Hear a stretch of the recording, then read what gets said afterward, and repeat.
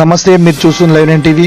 కోకాపేట ఆత్మగౌరవ భవనంపై స్పందించిన డాక్టర్ బండ ప్రకాష్ ముద్రాజ్ ప్రశ్నిస్తున్న ముద్రాజ్ జర్నలిస్టులు.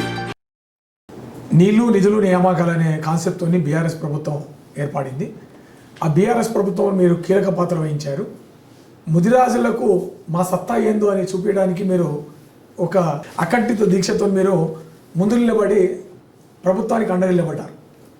కానీ తెలంగాణ ప్రభుత్వం వచ్చిన తర్వాత ముదిరాజు మహాసభ ఏర్పాటు చేసిన తర్వాత ఒక అధ్యక్షుడు నుండి లీడ్ చేస్తుండగా తక్కిన సంఘాలు రావడానికి కారణాలు ఏంటి? వాస్తవంగా 2000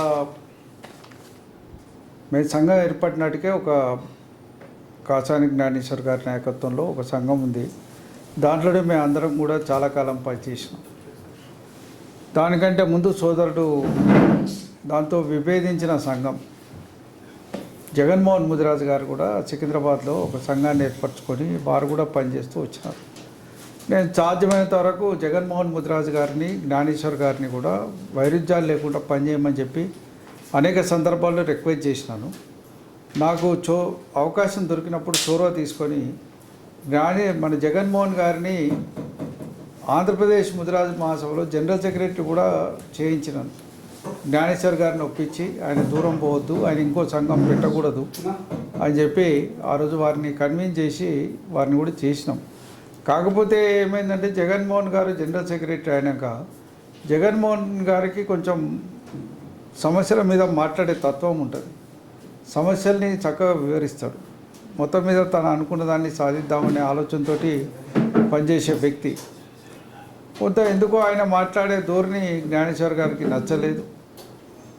ఆయన వేదికల మీద పిలవకపోయేది. జనరల్ సెక్రటరీ అయినా కూడా వేదిక మీదకి పిలవకపోవడం, కార్యవర్గ సమావేశంతో మిగతా వాళ్ళు వేదిక మీద ఉంటే కింద కూర్చుంటట్టు చేయడం, ఇటువంటి వాటితోటి మళ్ళీ ఆయన కొంచెం మనస్తాపానికి గురై సంఘం నుంచి ఆయన దూరం అయిపోయి ఆయనే తెలంగాణ ముదిరాజు సభ అని ఒక సంఘాన్ని పెట్టుకున్నాడు. ఆయన మేము వచ్చినప్పటికీ 2 సంఘాలే పనిచేస్తున్నాయి. ఇంకొక అతను పుట్టి యాదగిరి అని ఒక మిత్రుడు అంబర్పేటలో ఉంటాడు. ఆయన ఒక సంఘం టైటిల్ రిజిస్టర్ చేసుకొని ఆయన ఒక ఆఫీస్ కూడా నడిపిండు. చాలా లిమిటెడ్ పాత్ర, అంబర్పేట వరకే పరిమితమై అది నడిచేది. మేము సంఘం పెట్టేటప్పుడు కూడా చాలా కాలం ఆలోచించినాం, పెట్టొద్దు అనుకుంటాం. నేను ఇంతకుముందు కూడా పరిణామాలు చెప్పినాను. 2014లో అది అయ్యేటప్పటికి నాకు బైపాస్ సర్జరీ అయింది. 2013 అక్టోబర్లో బైపాస్ సర్జరీ అయింది నాకు. నా ఆరోగ్య రీత్యా కూడా నేను వద్దనుకున్నాను. నేను అసలు అటువైపు వెళ్ళలేను, సాధ్యమైనంత వరకు వద్దనే ఆలోచనతో ఉండి నాకు ఫిషరీస్ సబ్జెక్ట్ ఇంట్రెస్ట్ కాబట్టి దాని మీద కొంత పని చేస్తా అని చెప్పిన. కాకపోతే యువతకు కావాల్సిన సాహిత్యం కానీ లిటరేచర్ కానీ కొంత స్ప్రెడ్ చేద్దామనే ఆలోచనతో జర్నలిస్టుల సమావేశాలు, మిగతా మిత్రులు ఎవరైతే సమాజానికి దూరంగా ఉన్నారో వాళ్ళని ఒక ఫోల్డ్లోకి తేవడానికి అనేక కార్యక్రమాలు చేసిన తర్వాతనే మేధావుల సదస్సు పెట్టడం. అది కొంచెం టర్నింగ్ పాయింట్. అక్టోబర్ బహుశా 13 అనుకుంటా తెలుగు యూనివర్సిటీలో 2014లో పెట్టినాం. అక్కడి నుంచి వచ్చిన ఫలితమే మరి నవంబర్ 21 మనం మత్స్యకారుల దినోత్సవం చేయడం, దాంట్లో కూడా ఒక నినాదంతో చేయడం. ఆ 2 అంశాలతోటి కొంత మేము సంఘం ఏర్పాటు చేయడానికి దారి తీసింది తప్ప ఇంకోటి కాదు. వాస్తవంగా ముదిరాజ్ మహాసభ కంటిన్యూస్లీ దాదాపు రాజేందర్ గారి విషయం వచ్చేటప్పటి వరకు 2020 నాటికి దాదాపు ఎక్కడ ఏం ఒక రకమైన ఇది లేకుండా నడిచింది. అది రాజేందర్ గారి విషయం వచ్చినప్పుడు కొంచెం సంఘంలో మిగతా మిత్రులంతా కొంత ఎమోషనల్ అటాచ్మెంట్ రాజేందర్ గారి వైపు వెళ్ళడం. మరి మాలాంటి వాళ్ళం, నేను అప్పటికే పార్లమెంట్ సభ్యుడిగా ఉన్నా, సంఘానికి అధ్యక్షునిగా ఉన్నా. అప్పుడు చాలామంది దీంట్లో ఉన్న వాళ్ళు కూడా ఉన్నారు, పార్టీలో ఉన్న వాళ్ళు కూడా ఉన్నారు. వాళ్ళు కూడా నేను వాళ్ళతో ఆ రోజు కరోనా టైం జూమ్లో అందరితోటి అన్ని జిల్లా అధ్యక్షుల్ని జూమ్లో తీసుకొని అందరి అభిప్రాయాలు సేకరించడం. ఏం చేద్దాం అసలు ఇప్పుడున్న పరిస్థితుల్లో సంఘం మొత్తం పోయి రాజేందర్ తోటి ఉండడమా, మరి సంఘం ఎట్లా ఉండడం అంటే వాళ్ళకున్న అభిప్రాయం ఏంటంటే సంఘం వ్యక్తితో పోవద్దు, మీరు ఇట్లాగా సంఘంలాగానే ఉండండి, ఇంట్రెస్ట్ ఉన్న వాళ్ళని పోయి పని చేసుకోమనండి అన్న. దాంట్లో ఎవరికి అభ్యంతరం లేదు. మా దాంట్లో అప్పటికి భిన్నమైన పార్టీలో పనిచేసే వాళ్ళు ఇప్పటికీ సంఘ కార్యవర్గంలో ఉన్నారు, ఈరోజు కూడా ఉన్నారు. మేము ఎప్పుడు వాళ్ళని డిఫర్ చేయలేదు. వాళ్ళ పార్టీలకు వాళ్ళని పనిచేసుకోమని చెప్తాం. ఎప్పుడైనా సంఘం ఇష్యూ వచ్చినప్పుడు కామన్నెస్ ఉండాలి. నీ పార్టీ ఇష్యూ వచ్చినప్పుడు నీ పార్టీకి పోయి పని చేసుకోమని చెప్తాం. ఎప్పుడు మేము అట్లా చెప్పలే. సరే, కొద్దిమంది దాన్ని ఖచ్చితంగా అటువైపే ఉండాలి, అటు అఫిలియేటెడ్ ఉండాలన్న ఉద్దేశంతో సంఘం పెట్టుకోవడం అనేది అప్పటి నుంచి కొంచెం చీలికలు ఆరంభమైనవి. దాని పర్యావసనం కొంచెం ఎక్కువైనాయి అనే విషయాన్ని ఈ సందర్భంగా తెలియజేస్తాం. ముదిరాజ్ పెద్దలు అంటే ఆనలూరు అనేది ఓ ప్రాపగండ నడుస్తుంది. మరి రెండో తరానికి రాజకీయంగా ఎదగాలన్నా ఆర్థికంగా ఎదగాలన్నా ఎందుకు వారికి ఛాయిస్ ఇవ్వట్లేదు అనేది ప్రశ్న. దీనిపై మీ సమాధానం ఏంటి? నేను నలుగురు అని అంటలేదు. నేను మొన్న సర్పంచుల సన్మానంలో కూడా చెప్పినాను. మాలాంటి వాళ్ళం, నేను కావచ్చు, కాసాని జ్ఞానేశ్వర్ కావచ్చు, వచ్చే ఎన్నికల్లో మేము పోటీ చేయకపోవచ్చు. మా ఏజ్ ఆ రోజు పర్మిట్ చేస్తే కూడా చేస్తామో చేయమో తెలియదు.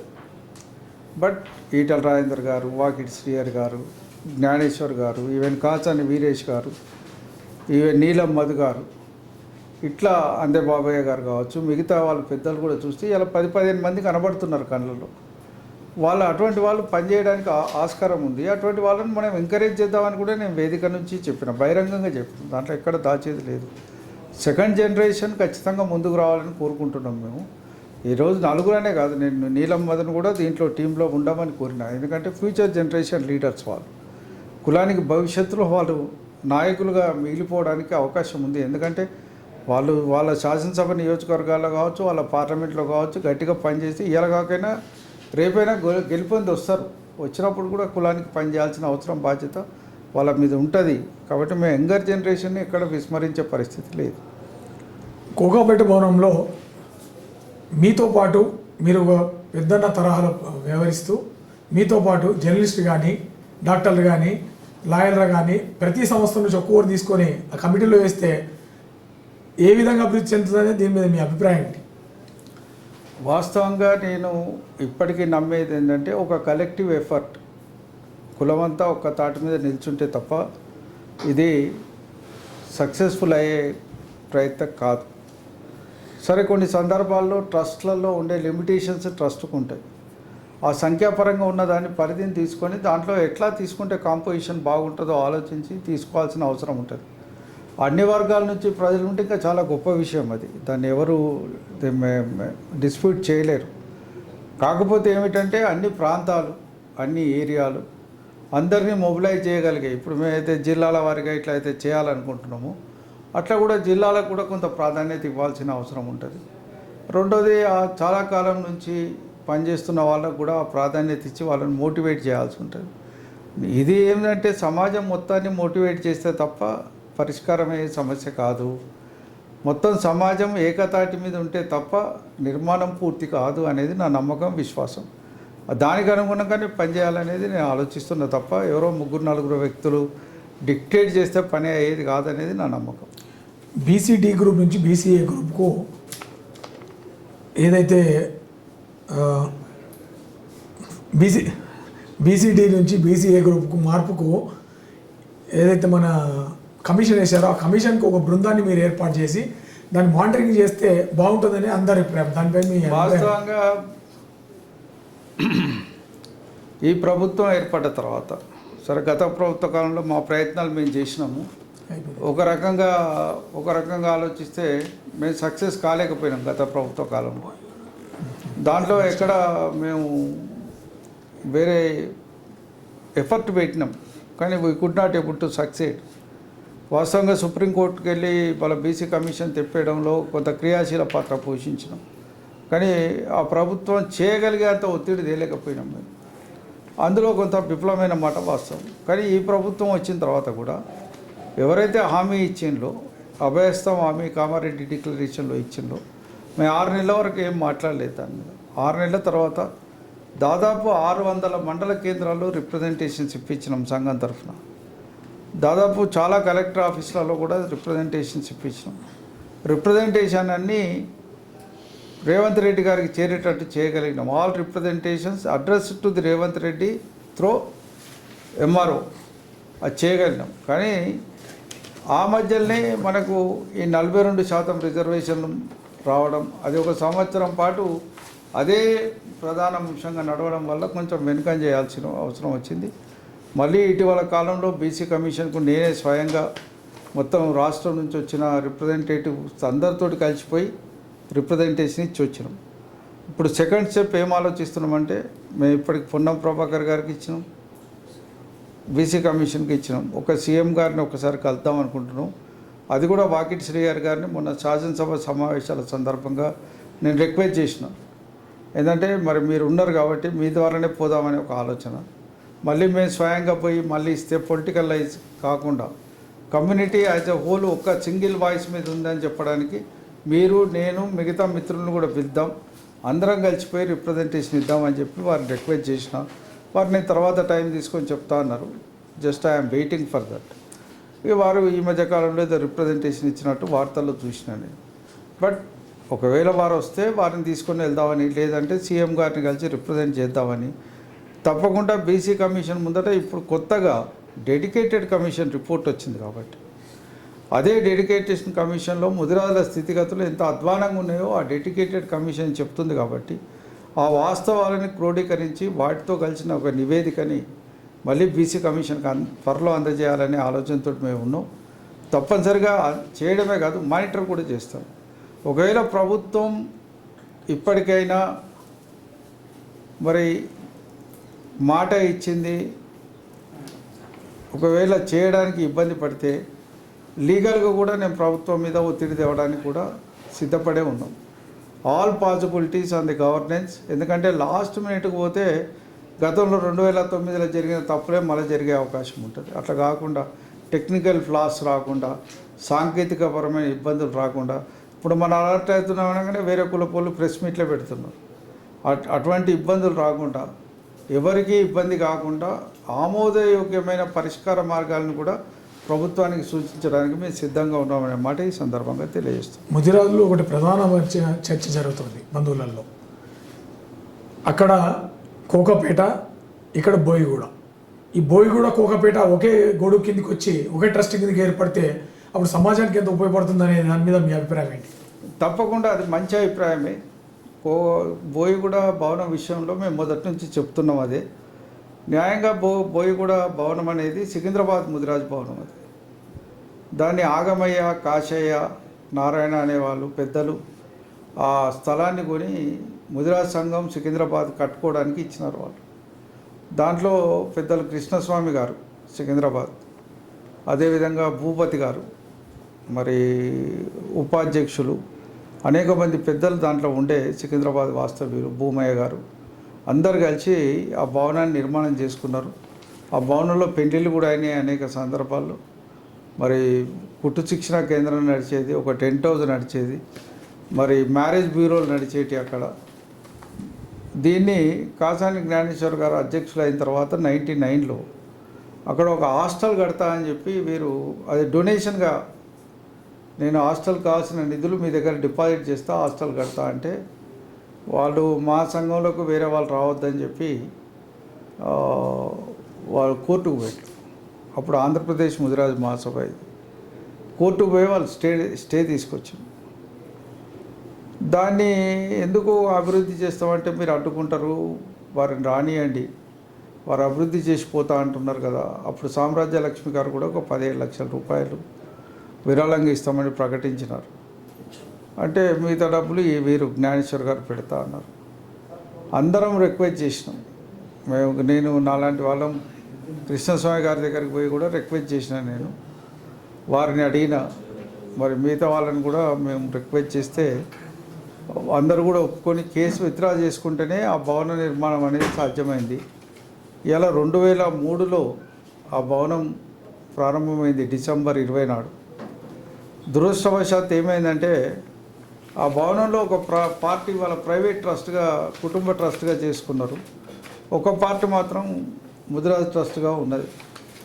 ఇప్పటికి కూడా నా రిక్వెస్ట్ ఏంటంటే, నేను ఓపెన్గా చెప్పిన, 10 మంది పెద్దల మధ్యలో చెప్పిన, పర్సనల్గా కలిసినప్పుడు చెప్పిన, ఇప్పటికైనా దాన్ని జాతికి అంకితం చేయండి, ఖచ్చితంగా దానికి ఏమన్నా లెక్కలు చూసి అవకాశం ఉంటే ఆ మిగతా నిధులు ఏమైనా ఉంటే కోకపేట భవనానికి కేటాయించండి అని కూడా నేను రిక్వెస్ట్ చేసిన. దానిలో ఎక్కడ దాచుకునేది లేదు, ఎక్కడ వెనకాడికి వేసేది లేదు. దాన్ని కూడా ఇప్పుడు జ్ఞానేశ్వర్ గారిని ఖచ్చితంగా ఈ ట్రస్ట్లో పెట్టుకోవాలనేది అందరి ఆలోచన. వారు కూడా ఉండాలి, వారు కూడా సహకారం అందించాలని. అదేవిధంగా ఆ భవనాన్ని కూడా సేమ్ ట్రస్ట్ కిందకి తీసుకురావాలనేది నా ఆలోచన అనే విషయాన్ని ఈ సందర్భంగా నేను మనవి చేస్తాను. దేశంలోని మన ముదిరాజుల్ని ఓ ప్రాంతంలో కోలీగా, మరో ప్రాంతంలో పాన్ సమాజ్, మళ్ళా మన తెలంగాణ ఆంధ్రాకి వచ్చేసరికి ముదిరాజులు అనేది ఉంది.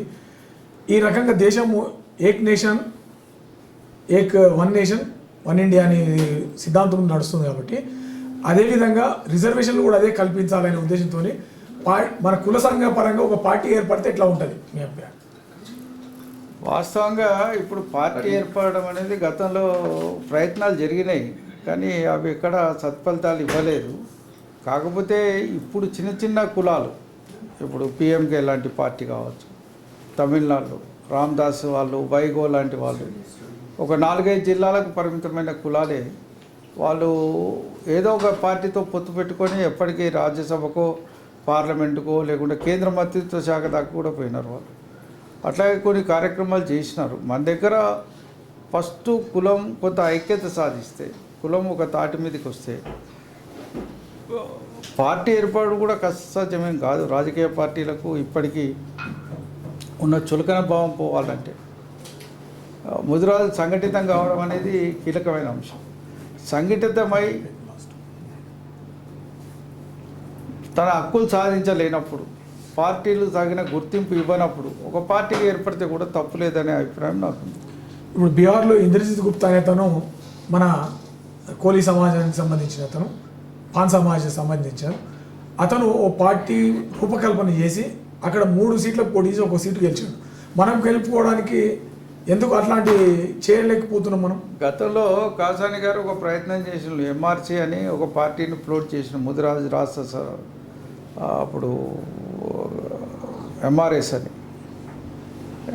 అని కొంత ప్రయత్నం చేసిన, కానీ కరెక్ట్ ఎఫర్ట్ జరగలేదు.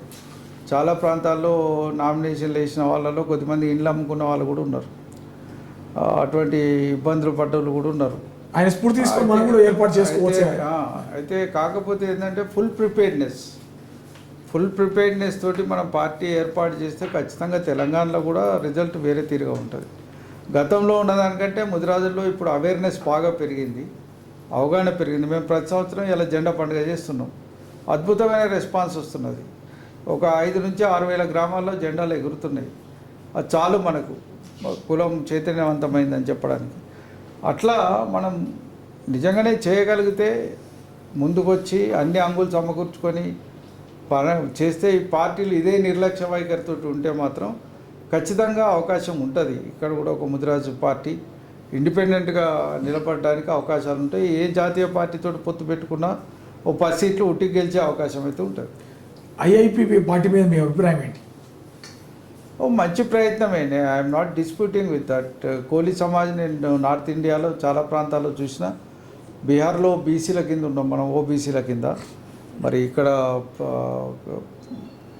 యూపీలో ఎస్సీల కింద ఉన్నాం, పంజాబ్లో ఎస్సీల కింద ఉన్నాం, కొన్ని రాష్ట్రాల్లో ఎస్టీల కింద ఉన్నాం. ఒకే రాష్ట్రంలో ఎస్టీ, బీసీ, ఓబీసీ రకరకాల కాంబినేషన్లో కూడా ఉన్నాం. అనేక ప్రాంతాల్లో ఇవాళ మన పాపులేషన్ ఉన్న దగ్గర ఇండిపెండెంట్గా గెలిచి వస్తున్న దాఖలాలు ఉన్నాయి. నాతో పాటు రాజస్థాన్ ప్రాంతం నుంచి కూడా ఒక మిత్రుడు పార్లమెంట్ సభ్యుడు ఉండే, నాతో కమిటీలలో ఉండే. దాదాపు 10 మంది, ఎప్పటికీ 8 నుంచి 10 మంది ఒకటి గుజరాత్ నుంచే వస్తారు. 30-35 మంది ఎమ్మెల్యేలు ఈజీగా వస్తారు గుజరాత్లో, కోలీ సమాజ్కి సంబంధించిన వాళ్ళు. రాష్ట్ర మంత్రుల్లో కూడా 2-3 కోలీలు ఉంటారు. అట్లా అనేక ప్రాంతాల్లో ఉన్నారు. కానీ కాకపోతే ఏంటంటే అఖిల భారత కోలీ సమాజ్ అనేది కూడా బలంగా పనిచేయాల్సి ఉండే, దురదృష్టవశాత్తు అది కూడా బలంగా లేకుండా పోయింది. ఈ మధ్యకాలంలో కొంత ప్రయత్నాలు చేస్తున్నారు. త్వరలో నేను అనుకుంటా కొంచెం మంచి రోజులు వస్తాయనే ఆలోచన అయితే నాకు ఉంది. అంటే తెలంగాణ రాష్ట్రంలో తెలంగాణ నాయకులకు సంబంధించినటువంటి తెలంగాణ నాయకుల దగ్గర ఉన్నటువంటి 2వ తరం నాయకులు సమన్వయ కమిటీ అనేది ఒకటి తెరపైకి తీసుకువచ్చి సంఘాలు ఎన్ని ఉన్నా సమన్వయ కమిటీలో మాత్రం ఈ 5 నాయకులకు సంబంధించిన వారు తలా 5 25 మందిని సమన్వయ కమిటీలో మెంబర్షిప్గా చేసి అనంతరం కోకాపేట ట్రస్ట్కు సంబంధించిన దాంట్లో వారి పేర్లు ఉండాలనే ఉద్దేశంతో తమ చుట్టూ కానీ మిగతా నాయకుల చుట్టూ కానీ చక్కర్లు కొడుతున్నట్టు ఈరోజు సోషల్ మీడియాలో భారీ ఎత్తున ప్రచారం జరుగుతుంది. దీనిపై మీ యొక్క అభిప్రాయం? వాస్తవంగా ఏదైతే సమన్వయ కమిటీ సమావేశం అని జరిగిందో దానికి నేను హాజరు కాలేదు, హాజరు కానని కూడా చెప్పిన. We're not part of the సమన్వయ కమిటీ. సమన్వయ కమిటీలు ఏర్పడితే ఒక నిర్మాణాత్మకమైన రూపంతో జరగాలి, అవి అట్లా జరగలేదు. అది దానిలో ఎవరో ఒకరు కొద్దిమంది ఇష్టాలకు అనుగుణంగా పెట్టి ఒకరు దానికి సమన్వయకర్తగా ప్రకటించుకొని ఒకరు నాయకుడిగా ప్రకటించుకోవడం సెల్ఫ్ స్టైల్డ్ ఆర్గనైజేషన్స్ కరెక్ట్ కాదు. నిజంగా సమన్వయ కమిటీ ఏర్పడితే ఏ సంఘాలకైతే ఎంతైతే ప్రాతినిధ్యం ఉండాలనో ఆ ప్రాతినిధ్యం ఇచ్చి మీటింగ్లు సమావేశాలు పెడితే స్పష్టంగా తెలుస్తుంది. అది రెండవది ఏంటంటే ఇలా ఎవరున్నారు అనే దాన్ని బట్టి కాదు ఇది డెసిషన్. సాధారణంగా మేము రిక్వెస్ట్ చేసినాం, మిగతా వాళ్ళకి అప్పీల్ చేసినాం. మిత్రులందరూ కలిసినప్పుడు చెప్పేది ఏంటంటే కొంత ఫేస్ వాల్యూ ఉన్న వాళ్ళని పెట్టుకుందాము. ఫేస్ వాల్యూ అంటే కమ్యూనిటీకి అనుగుణంగా ప్రజల యొక్క ఆలోచన ధోరణిని మలచగలిగే వాళ్ళే ఫేస్ వాల్యూ ఉన్నవాళ్ళు. ఎవరైతే ఇది చేసే పని ఒక గొప్ప పని, చేసే కార్యం పవిత్ర కార్యం, ఇది మంచి పని అని చెప్పగలిగి తీసుకొచ్చేవాళ్ళు. కానీ ఈ ఏడాది దాకా రాలేసేటోడు రేపు పొద్దున్నే మారడు. ఈ ఏడాది దాకా ఈ నిమిషం దాకా సభ్యత్వం వస్తే ఒక తీరు, సభ్యత్వం రాకపోతే ఒక తీరు అనే పద్ధతిలో ఉండేటోళ్ళు ఈ సమాజానికి కానీ ఈ వ్యవస్థకు కానీ అసలు అక్కర్రారు నా ఉద్దేశంలో. అటువంటి వాళ్ళు దయచేసి దూరంగా ఉంటే సమాజానికి మేలు చేసిన వాళ్ళు అవుతారు. అట్లా కాకుండా వస్తే నా నెత్తిన కిరీటం పెడితే ఒప్పుకుంటా, లేకుంటే తిడతా. ఇది పద్ధతి కాదు. ఒక మాట నేను ఇప్పటికి కూడా చెప్పేది ఏమిటంటే 10 మంది 20 మంది అనేది ఇప్పుడు శాసనసభ ఉంటుంది, 119 సీట్లే ఉంటాయి. ఆశావాళ్ళు 1000 మంది ఉంటారు. కానీ 1000 మందిని శాసనసభ్యులని అనలేం మనం. But I wanted to involve that 1000 people also in active role. ఏమన్నామంటే నాకున్న ఇప్పటికీ ఆలోచన ఏంటంటే ట్రస్ట్లలో ఉండే లిమిటేషన్ ఎంత ఉంటే అంతవరకు సభ్యులు ఉంటారు. మిగతా వాళ్ళందరినీ కూడా ఆ సంస్థకు సంబంధించిన భిన్నమైన కమిటీస్ ఉంటాయి. ఇలా నిర్మాణానికి ఒక కమిటీ పనిచేయాలి, ఫైనాన్స్కి ఒక కమిటీ పనిచేయాలి, అట్లాగే సమన్వయం చేయడానికి కూడా ఒక కమిటీ పనిచేయాలి, అధికారులతో ఒక కమిటీ పనిచేయాలి. అన్నిటికంటే ఎక్కువ భవనం కట్టిన తర్వాత దాంట్లో చేయబోయే కార్యక్రమాల గురించి, ఆ భవనాన్ని 100% వినియోగించాలంటే కూడా పిల్లలకు కావాల్సిన స్కిల్ డెవలప్మెంట్ కావచ్చు, టెస్ట్ కావచ్చు, రోజు భోజనం పెట్టే కార్యక్రమం కావచ్చు, ఇటువంటి వాటి మీద కూడా మీరు పనిచేయాలి. అనేక మంది పనిచేస్తేనే అది ఒక రూపుకి వస్తుంది, దానికి ఒక షేప్ వస్తుంది. ఇట్లా ఎవరైనా దానిలో అవకాశం రాకపోయింది అనుకున్న వాళ్ళకు కూడా బాధ్యతలు ఇచ్చి, వాళ్ళకు కూడా క్రియాశీలకమైన బాధ్యతలు ఇచ్చి దాంట్లో పని తీసుకోవాలి. మెల్లమెల్లగా నేను ఇప్పుడే మీకు చెప్పిన ఒక ట్రస్ట్ నిర్మాణ రూపాలు కూడా ఎట్లా ఉండాలంటే కొద్ది రోజులు పనిచేసినాక రిటైర్ కావాలి ఎవరైనా. Nobody is exceptional. కొద్ది కాలం పనిచేయాలి, కొద్ది కాలం పక్కకు తప్పుకోవాలి, మిగతా వాళ్ళకి అవకాశం ఇవ్వాలి. ఇవాళ ఎవరమైనా రెడీగా ఉన్నాం. ఇప్పుడు నాలాంటి వాళ్ళ నేనైతే ఓపెన్గా ఉన్నా. ముదిరాజు మహాసభలో కూడా అధ్యక్ష స్థానం తీసుకోమని మా వాళ్ళకి నేనే ఆఫర్లు పెడుతుంటాను. తీసుకోండి, మీరు బాధ్యత తీసుకోండి. ఎంతకాలం పనిచేస్తాం మేము కూడా. ఎవరైనా పనిచేసేది కొద్ది కాలమే పనిచేస్తాం. Let them new ideas will come. కొత్త ఆలోచనలు రానివ్వండి. కొత్త ఆలోచనతో వాళ్ళు పరుగులు ఎత్తుతారు. వాళ్ళు కూడా ఎదగనియండి. జనరేషన్స్ ఫాస్ట్గా గ్రో కావాలి. అది మన ఆలోచన తప్ప వేరే ఉద్దేశం కాదు. మీరు అనుకున్నట్టు సరే సంఖ్యాపరమైన లిమిటేషన్ ఉంటే ఉండొచ్చు, కానీ లాబింగ్ చేయడం మాత్రం నేను సరైనది కాదని చెప్తాను. లాబింగ్ అనేది ఎవరో 2-3 పోయి మా సంఘం నీ సంఘం అంటే, ఇప్పుడు అల్టిమేట్ కావాల్సింది భవన నిర్మాణం జరగాలి. ఈ వీడియో కనుక మీకు నచ్చినట్లయితే లైక్ చేయండి, షేర్ చేయండి, సబ్స్క్రైబ్ చేయండి, గంట సింబల్పై క్లిక్ చేయండి.